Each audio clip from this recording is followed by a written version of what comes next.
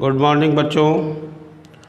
Online classes के क्रम में आज हम आपको हिंदी पद्यखंड में पाठ 2 मीराबाई के संबंध में बताऊंगा। सर्वप्रथम पाठ 2 मीराबाई के पदावली। तो पदों का जो भावार्थ है वो बाद में समझाएंगे। सर्वप्रथम आप मीराबाई के जीवन परिचय के संबंध में जानकारी हम आपको दे रहे हैं। सर्वप्रथम वो जानकारी आप चाहे नोट कर लें, अगर आवश्यकता समझें, या तो उसे कंठस्थ कर लें। मीराबाई का जन्म सन 1498 ईस्वी के लगभग राजस्थान में मेड़ता के पास चौकड़ी ग्राम में हुआ था। उनके पिता का नाम रत्न सिंह था तथा वे जोधपुर संस्थापक राव जोधा की प्रपौत्री थी। बचपन में ही इनकी माता का निधन हो गया, अतः वे अपने पितामह राव दूदाजी बड़े ही जो धार्मिक प्रवृत्ति के थे उन्हीं के पास रहती थी। बचपन से ही मीरा जो थी वो कृष्ण की भक्त थी। गोपियों की भांति मीरा माधुर्य भाव से कृष्ण की उपासना करती थी। वे कृष्ण को ही अपना पति कहती थी और लोक लाज खो करके कृष्ण के प्रेम में लीन रहती थी। बचपन से ही अपना अधिकांश समय संत महात्माओं के सत्संग में व्यतीत करती थी। मंदिर में जाकर अपने आराध्य की प्रतिमा के समक्ष वे आनंद विह्वल होकर नृत्य करती थी और कृष्ण भक्ति में लीन रहती थी। बचपन से ही वे कृष्ण की आराधिका थी। इनके पति का नाम महाराणा भोजराज था। मीरा जिन पदों को गाती थी तथा भाव विभोर होकर नृत्य करती थी, वे ही गेय पद उनकी मुख्य रचना कहलाए। इनकी काव्यगत विशेषताएं रहीं। इनके नरसी जी का मायरा, राग गोविंद, राग सोरठ के पद, गीत गोविंद की टीका, मीराबाई की मल्हार, राग विहाग एवं फुटकर पद तथा गरबा गीत आदि इनकी काव्यगत रचनाएं हैं। और मीरा के काव्य में उनके हृदय की सरलता, तरलता तथा निश्चलता स्पष्ट रूप से प्रकट होती है। वर्ण विषय, विनय, भक्ति, रूप वर्णन, रहस्यवाद, संयोग वर्णन की इनके रचनाओं में विशेषता मिलती है। इनके रचनाओं में श्रृंगार रस और शांत रस की प्रधानता है। अपनी रचनाओं में इन्होंने ब्रजभाषा का अधिकाधिक प्रयोग किया है, जिसमें राजस्थानी, गुजराती, पूर्वी पंजाबी और फारसी के शब्द भी मिलते हैं। शैली गीत काव्य की भावपूर्ण रही है। छंद राग रागनियों से पूर्ण गेय पद इन्होंने लिखे हैं और जो छंद इन्होंने लिखे रचनाओं में, उनमें उपमा अलंकार और रूपक अलंकार की प्रधानता रही है। मीराबाई की मृत्यु सन 1546 ईस्वी के आसपास हुई। यह रहा मीराबाई के जीवन का परिचय। अब आते हैं मीराबाई की पदावली पर। सबसे पहला पद है बसो मेरे नयनन में नदलाल, मोर मुकुट मकराकृति कुंडल अरुण तियक दिहे भाल। मोहनी मूरत श्यावर सूरत नयना बने विशाल, अधर सुधारस मुरली राजत उर्वैजंती माल, क्षुद्र घंटिका कटितट शोभित नूपुर शबद रसाल। मेरा प्रभु संतन सुखदाई भक्त वचल गोपाल। ये मीराबाई का पहला पद है। तो भावार्थ लिखने से पहले आप संदर्भ लिखेंगे। संदर्भ में प्रस्तुत पद्य हमारी पाठ्य पुस्तक हिंदी काव्य में संकलित श्री कृष्ण की अनन्य उपासिका मीराबाई के काव्य ग्रंथ मीरा सुधा सिंधु के अंतर्गत पदावली शीर्षक से अवतरित है। ये आपका संदर्भ हो गया। फिर प्रसंग लिखेंगे। प्रसंग में लिखेंगे प्रेम दीवानी मीरा भगवान कृष्ण की मोहिनी मूर्ति को अपने नेत्रों में बसाना चाहती हैं। इस पद में कृष्ण की मोहिनी मूर्ति का सजीव चित्रण किया गया है। फिर आप भावार्थ लिखेंगे। कृष्ण के प्रेम में दीवानी मीरा जी कहती हैं कि नंद जी को आनंदित करने वाले हे श्री कृष्ण, आप मेरे नेत्रों में निवास कीजिए। आपका सौंदर्य अत्यंत आकर्षक है। आपके सिर पर मोर के पंखों में निर्मित मुकुट एवं कानों में मछली की आकृति के कुंडल सुशोभित हो रहे हैं। मस्तक पर लगे हुए लाल तिलक और सुंदर विशाल नेत्रों से आपका श्याम वर्ण का शरीर अतीव सुशोभित हो रहा है। अमृत रस से भरे आपके सुंदर होठों पर बांसुरी शोभायमान हो रही है। आप हृदय पर वन के पत्र पुष्पों से निर्मित माला धारण किए हुए हैं। आपकी कमर में बंधी करधनी में छोटी छोटी घंटियाँ सुशोभित हो रही हैं। आपके चरणों में बंधे घुंघरुओं की मधुर ध्वनि बहुत ही रसीली प्रतीत हो रही है। हे प्रभु, आप सज्जनों को सुख प्रदान करने वाले, भक्तों से प्यार करने वाले और अनुपम सुंदर दिखाई देने वाले आप मेरे नेत्रों में बस जाइए। यही मेरी हार्दिक अभिलाषा है, मेरी इच्छा है। ये आपकी व्याख्या अर्थात भावार्थ हो गया। फिर आप काव्यगत सौंदर्य लिखेंगे। काव्यगत सौंदर्य में सबसे पहले लिखेंगे नंबर 1, यहाँ भगवान कृष्ण की मनमोहक छवि का परंपरागत वर्णन किया गया है। नंबर 2 में मीराबाई के कृष्ण के प्रति अनन्य भक्ति भावना प्रकट हुई है। नंबर 3 में भाषा, किस भाषा का प्रयोग, सुमधुर ब्रज भाषा का प्रयोग किया गया है। शैली, मुक्तक काव्य की पद शैली का प्रयोग किया गया है। और छंद, संगीतात्मक गेय पद। नंबर 6 रस, भक्ति एवं शांत रस। अलंकार, अनुप्रास अलंकार, क्योंकि मोर मुकुट मकराकृति कुंडल तथा मोहन मूरत श्यावर सूरत में अनुप्रास अलंकार ही हो रहा है। क्यों? क्योंकि माँ वर्ण की आवृत्ति यहाँ पर बार बार हुई है।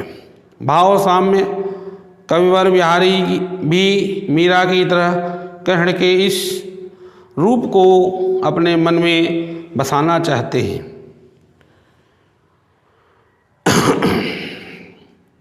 फिर दूसरा पद क्या है? दूसरा पद है पायो जी मैं तो राम रतन धन पायो,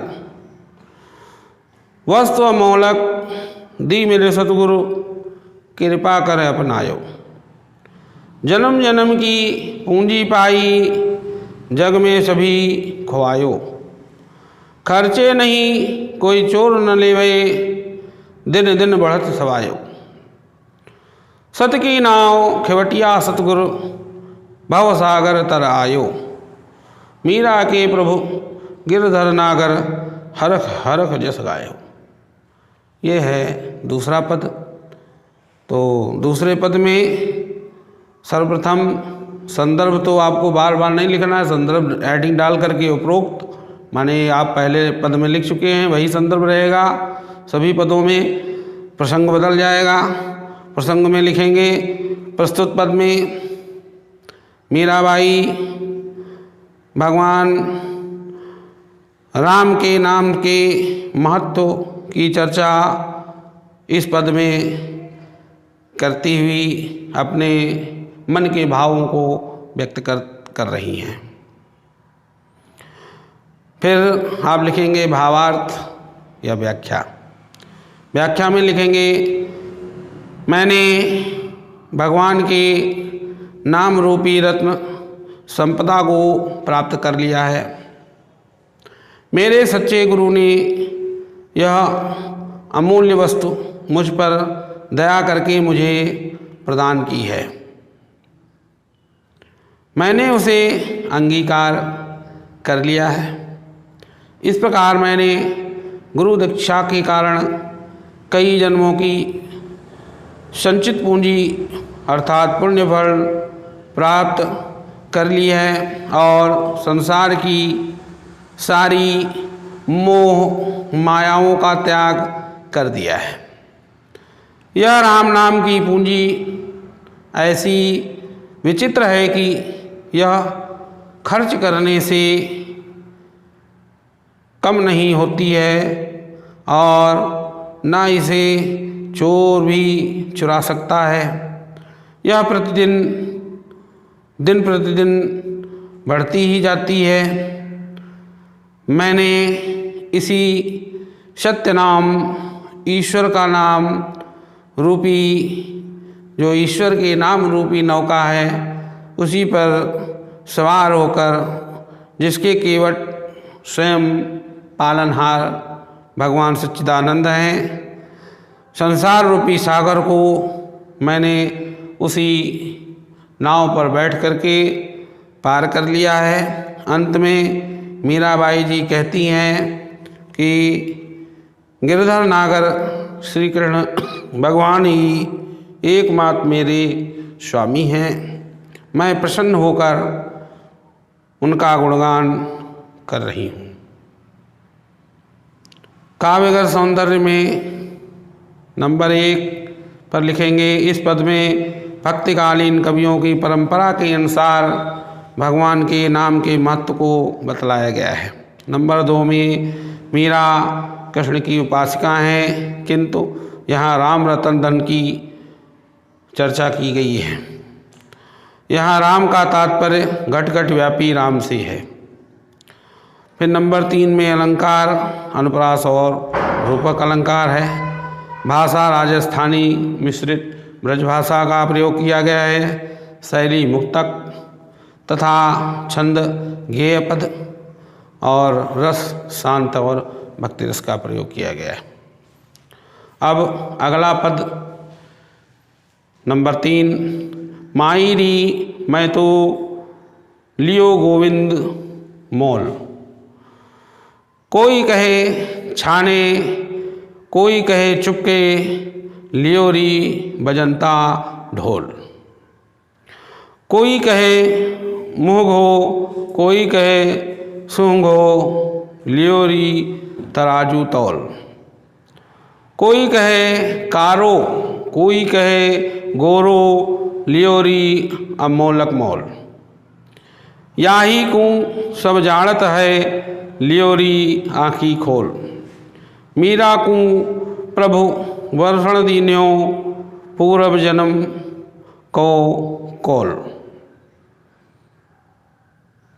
तो तीसरे पद में संदर्भ उपरोक्त प्रसंग में लिखेंगे। प्रस्तुत पद में मीरा बाई जी ने श्री कृष्ण से अपने सच्चे प्रेम को निसंकोच भाव से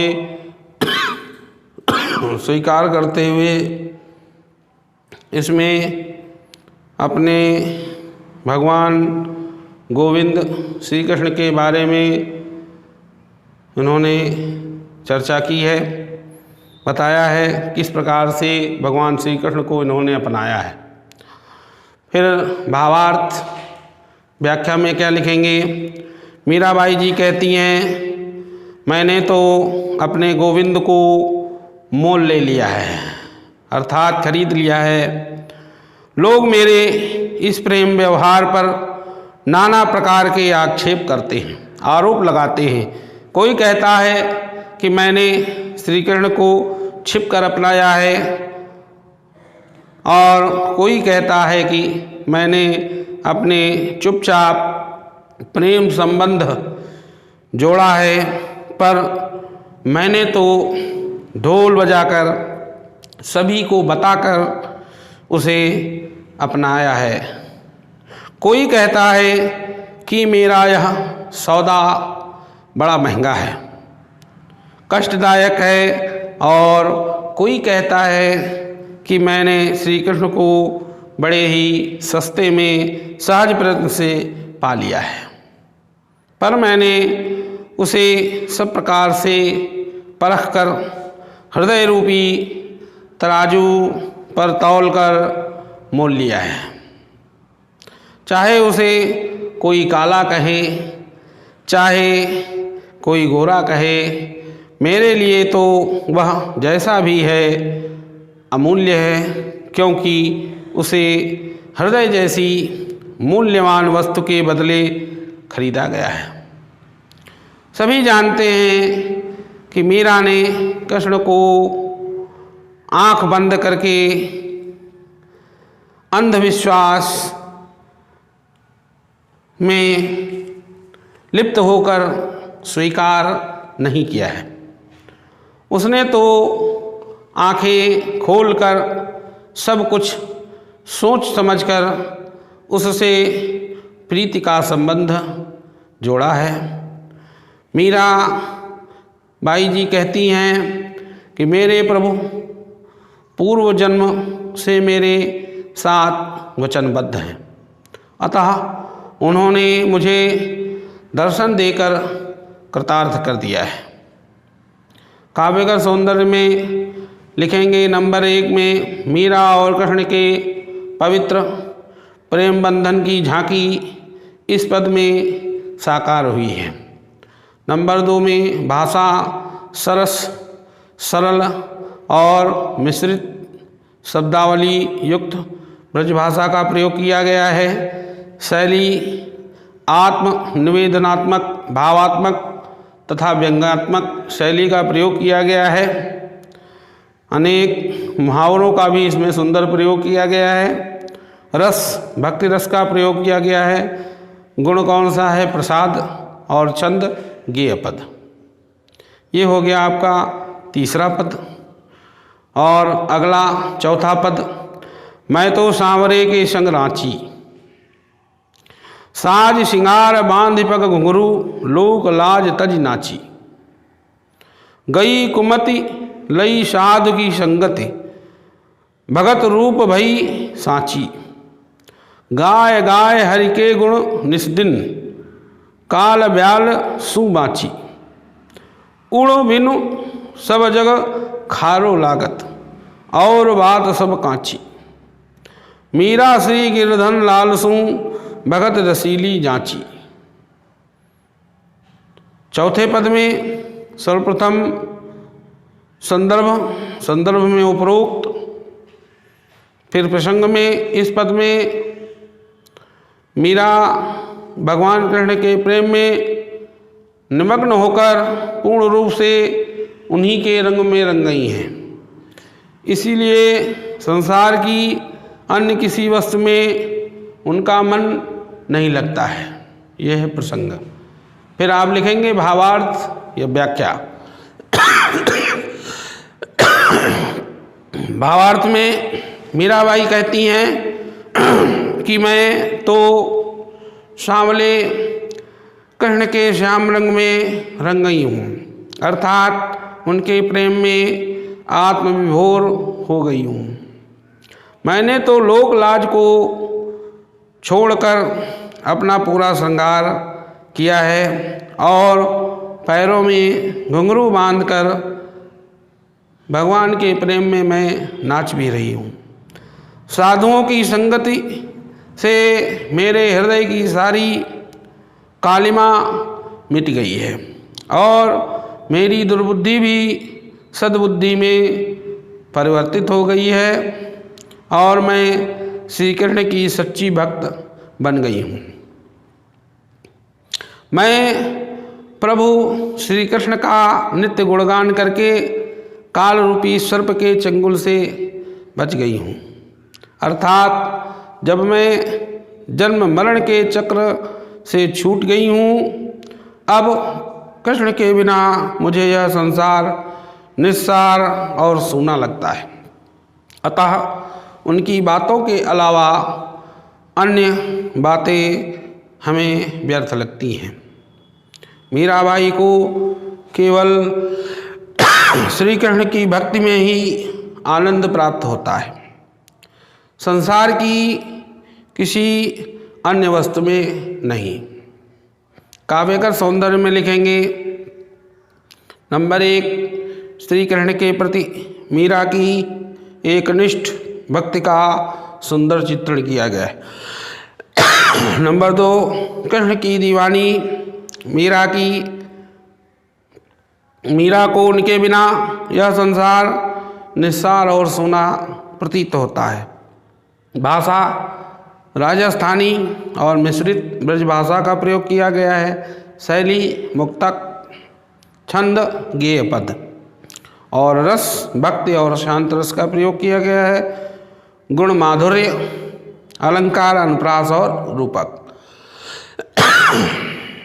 अंतिम और 5वां पद है, मेरे तो गिरधर गोपाल दूसरो न को। जाके सिर मोर मुकुट मेरो पति सोई, तात मात भ्रात बंधु आपनो न कोई। छाण दई कुल की कान कहा करिए कोई, संतन ढिंग बैठ बैठ लोक लाज खोई। आंसुअन जल सोच सींच सींच प्रेम बेल बोई, अब तो बेल फैल गई आनंद फल होई। भगत देख राजी हुई जगत देख रोई, दासी मेरी दासी मीरा लाल गिरधर तारो अब मोई। ये है अंतिम पद। अंतिम पद में संदर्भ में लिख देंगे उपरोक्त, प्रसंग में लिखेंगे मीरा एकमात्र श्री कृष्ण को ही अपना सर्वस्व घोषित कर रही हैं। संसार के सारे नाते तोड़कर, लोकलाज छोड़कर केवल श्री कृष्ण के प्रेम के आनंद पल का आस्वादन ले रही हैं। फिर लिखेंगे व्याख्या, भावार्थ। भावार्थ में लिखेंगे मीराबाई कहती हैं, अब तो मैं अपना नाता केवल एक श्री कृष्ण से ही मानती हूँ और कोई भी मेरा इस संसार में अपना नहीं है। सिर पर मोर मुकुट धारण करने वाले नटवर नागर ही मेरे पति हैं। पिता माता भाई बंधु आदि से अब मेरा कोई नाता नहीं रहा। मैंने तो कृष्ण प्रेम के लिए अपने कुल की प्रतिष्ठा को भी त्याग दिया है। अब मेरा कोई क्या कर लेगा। सभी कहते हैं कि मैंने संतों का सत्संग करके स्त्रियोचित लोक लज्जा को भी तिलांजलि दे दी है, पर मुझे इसकी चिंता नहीं है। मैंने अपनी कृष्ण भक्ति की प्रेम की लता को अपने आंसुओं से सींचकर महान कष्ट सहन करके बढ़ाया है। अब तो यह प्रेम लता बहुत दूर दूर तक फैल गई है। अब तो इस पर आनंद रूपी फल लगने वाले हैं। मुझे तो अब केवल प्रियतम कृष्ण की भक्ति में ही सुख प्राप्त होता है। सांसारिक विषयों को देखकर मेरा मन दुखी होता है। मीराबाई जी कहती हैं कि हे गिरधर गोपाल, अब आप अपनी दासी मीरा का उद्धार कीजिए और उसे अपनाकर धन्य बना कीजिए। काव्यगत सौंदर्य में लिखेंगे नंबर 1 में श्री कृष्ण के प्रति अपने अनन्य प्रेम भाव और भक्ति को मीरा ने हृदय स्पर्शी शब्दावली में साकार किया है। नंबर 2 अलंकार अनुप्रास और रूपक अलंकार का प्रयोग किया गया है। भाषा सरल और भावपूर्ण भाषा का प्रयोग, शैली आत्म निवेदनात्मक और भावात्मक शैली का प्रयोग किया गया है। गुण प्रसाद और छंद गेयपद। इस प्रकार से काव्य खंड में पाठ 2 मीराबाई की पदावली जो पाठ है ये आपका समाप्त हो रहा है। जैसा कि हमने पदावली का भावार्थ आप लोगों को पढ़ाया है, उस पदावली को और उसके भावार्थ को समय निकाल करके आप कंठस्थ अवश्य करते रहें और नोट्स के रूप में इसको आप अपनी कॉपी पर नोट अवश्य करें। जय हिंद, जय भारत।